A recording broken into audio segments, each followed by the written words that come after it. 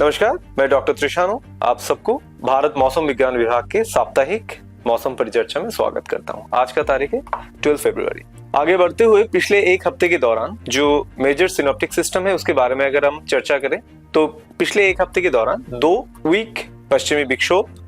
हमने रिपोर्ट किया है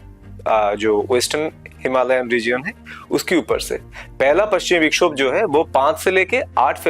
फरवरी के बीच देखा गया है और दूसरा जो पश्चिमी विक्षोभ था वो 8 से लेके 11 फरवरी के बीच देखा गया था। इसके चलते हुए लाइट से मॉडरेट रेनफॉल एंड स्नोफॉल हमने रिपोर्ट किया है जम्मू कश्मीर और लद्दाख रीजन के ऊपर से 7, 10 और 11 फरवरी को। इसके अलावा सबड्यूड फॉग कवरेज भी हमने देखा है मॉर्निंग आवर्स पे नॉर्थ इंडियन की बहुत सारी क्षेत्र के ऊपर से। अगर हम चर्चा करें dense to very dense fog condition के बारे में तो उत्तराखंड, ईस्ट उत्तर प्रदेश, हरियाणा, उड़ीसा, पंजाब, वेस्ट उत्तर प्रदेश, आसाम, मेघालय, हिमाचल प्रदेश, इन सभी क्षेत्रों के ऊपर से हमने डेंस से वेरी डेंस जो फॉग कंडीशन है वो हमने रिपोर्ट किया है पिछले एक हफ्ते की चलते हुए। ग्राउंड फ्रॉस्ट कंडीशन भी हमने रिपोर्ट किया है आइसोलेटेड कुछ क्षेत्रों के ऊपर से उत्तराखंड का 5, 7, 8 और 11 फरवरी को। अगला जो हफ्ता आने वाला है उसमें अगर हम मेजर सिनॉप्टिक सिस्टम के बारे में बात करें तो एक साइक्लोनिक सर्कुलेशन देखा गया है जो ईस्ट इक्वेटोरियल इंडियन ओशन है और उसके साथ जो adjoining south east bay of Bengal है उस क्षेत्र के ऊपर आज सुबह का जो ऑब्जर्वेशन है उसके जरिए हमने देखा है ये जो साइक्लोनिक सर्कुलेशन है वो मिड ट्रोपोस्फेरिक लेवल तक एक्सटेंड कर रहा था और इसके इन्फ्लुएंस में अगली 15 फरवरी को एक लो प्रेशर, एक निम्न दबाव का क्षेत्र जो है बनने का संभावना है उसी क्षेत्र के ऊपर जो ईस्ट इक्वेटोरियल इंडियन ओशन है और उसके साथ जो adjoining south east bay of Bengal है उस क्षेत्र के ऊपर एक निम्न दबाव का क्षेत्र बनने का संभावना है अगले 15 फरवरी को। इसके अलावा 2 नया पश्चिमी विक्षोभ हमारा जो वेस्टर्न हिमालयन रीजन है उसमें भी इंपैक्ट करता हुआ देखा जा रहा है। पहला जो पश्चिमी विक्षोभ है वो इंपैक्ट करेगा 13 फरवरी को और दूसरा जो है वो 16 फरवरी को आने वाला है। अगर हम बात करें पिछले एक हफ्ते के दौरान जो रेनफॉल हुआ है उसके बारे में तो आप देख सकते हैं इस मैप में ज्यादातर हिस्से में हमने येलो कलर दिया है, जैसे north west India, east Madhya Pradesh, north east India, फिर हमारा साउथ पेनिनसुलर इंडिया में तमिलनाडु, केरला, और हमने रेड कलर दिया है जो अंडमान एंड निकोबार आइलैंड है इसके ऊपर। तो इसके चलते हुए जहां जहां येलो रीजन है वो लार्ज डेफिसिट रेनफॉल दर्शा रहा है और जहां पर रेड कलर है वो डेफिसिट रेनफॉल दर्शा रहा है। अगर हम पूरा कंट्री के बारे में बात करें लास्ट 1 वीक में पूरा कंट्री के हिसाब से -94% नेगेटिव डिपास्चर हमने दर्ज किया है रेनफॉल में।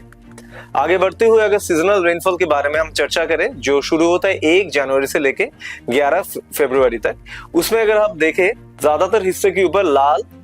और जो हमारा येलो कलर है और ग्रीन कलर है वो देखा गया है जो रिप्रेजेंट कर रहे हैं हमारा normal deficit and large deficit rainfall ज्यादातर हिस्सों के ऊपर। जो हमारा तमिलनाडु और लक्षद्वीप का क्षेत्र है उसमें हमने लार्ज एक्सेस रेनफॉल देखा है ये 1 से लेके 11 फरवरी के बीच जो लार्ज एक्सेस रेनफॉल दर्शा रहा है। अगर पूरा कंट्री के बारे में बात करें एज ए होल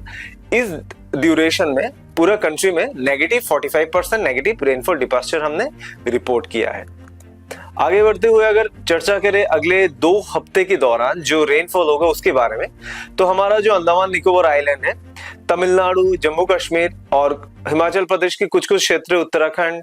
और कुछ क्षेत्र जो अरुणाचल प्रदेश है उसमें हम अबव नॉर्मल रेनफॉल आशा कर रहे हैं वीक 1 में। अगर वीक 2 के बारे में बात करें तो वीक 2 में हम जो अंडमान निकोबार आइलैंड है, तमिलनाडु है, केरल, जम्मू कश्मीर और हिमाचल प्रदेश का जो जम्मू कश्मीर के साथ सटा हुआ जो क्षेत्र है और नागालैंड, मणिपुर, मिजोरम, त्रिपुरा और अरुणाचल प्रदेश के क्षेत्र के ऊपर से भी हम अबव नॉर्मल रेनफॉल आशा कर रहे हैं। ओवरऑल अगर हम देखें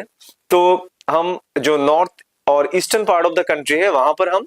बिलो नॉर्मल रेनफॉल आशा कर रहे हैं और जो हमारा अंडमान निकोबार और तमिलनाडु है उस क्षेत्र के ऊपर हम अबव नॉर्मल रेनफॉल आशा कर रहे हैं वीक 2 में। अगर हम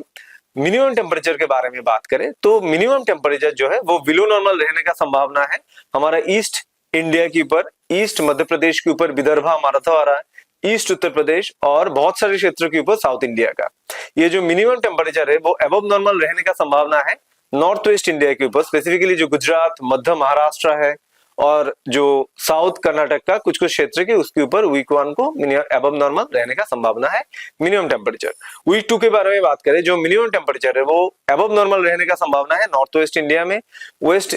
मध्य प्रदेश, बिहार, गुजरात, मध्य महाराष्ट्र, साउथ कर्नाटका, तमिलनाडु, रायलसीमा और नॉर्थ ईस्ट इंडिया के बहुत सारे क्षेत्र के ऊपर से ये जो मिनिमम टेम्परेचर है वो बिलो नॉर्मल भी रहने का संभावना है। जो ईस्ट इंडिया है, स्पेसिफिकली छत्तीसगढ़ है, मराठवाड़ा, विदर्भा, तेलंगाना, कोस्टल आंध्र प्रदेश और केरल के ऊपर एबव नॉर्मल रहने का, बिलो नॉर्मल रहने का संभावना है वीक 2 को। अगर साइक्लोजेनेसिस की प्रोबेबिलिटी के बारे में बात करें तो लो प्रोबेबिलिटी बना हुआ है साइक्लोजेनेसिस का वीक 1 में, जो हमारा central part of the south bay of Bengal है और उसके साथ जो adjoining east equatorial Indian Ocean है वहां पर लो प्रोबेबिलिटी ऑफ साइक्लोजेनेसिस देखा जा रहा है वीक 1 में। अगर वीक 2 के बारे में बात करें तो वीक 2 में सच कोई साइक्लोजेनेसिस का प्रोबेबिलिटी है नहीं over any part of the कोई भी क्षेत्र जो है बे ऑफ बंगाल और अरेबियन सी के ऊपर ऐसा कोई साइक्लोजेनेसिस का प्रोबेबिलिटी देखा नहीं जा रहा है। आज के लिए इतना ही। ऐसे हमारे साथ जुड़े रहिए, हमारी वेबसाइट को विजिट कीजिए और सोशल मीडिया प्लेटफॉर्म में IMD को फॉलो कीजिए वेदर की नई जानकारी के लिए। धन्यवाद।